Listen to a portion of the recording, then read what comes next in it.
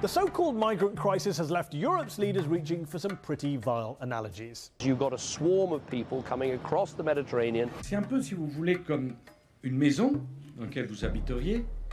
Il y a une canalisation qui explose. Yeah, a pipe. Europe can't be expected to host all of the refugees, can it? Well, it doesn't. Hardly any of them, actually. 86% of refugees are in developing countries, and that's up from 70% 10 years ago. Take Syrians. There are currently 350,000 of them who have applied for asylum in Europe, which works out to a whopping 0.069% of the EU's total population.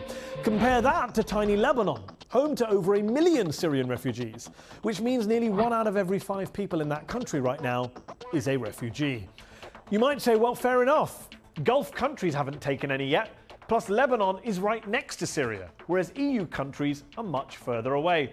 And that's the reason why up until last month, poor old Britain had agreed to resettle just 187, yes, just 187 Syrian refugees. Or why Slovakia has pledged to take just 200, as long as they're Christian and not Muslim, mind you. Well, think again. Brazil, not exactly Syria's next-door neighbour, has resettled almost 10 times more refugees from that country than the UK under the UN scheme. Sadly, it took a heartbreaking image to make some notice the tragedy unfurling. But here's the hypocrisy. When European countries were preparing to militarily intervene in Libya, refugees mattered.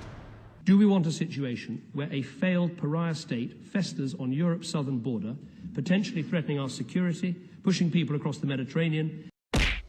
Well, that worked out, didn't it? The bottom line seems to be that when it comes to bombing your country or overthrowing your dictator, Europeans are on your side and are ready to spend billions. But if you're just trying to flee your dictator or escape the bombs, well, the door is closed.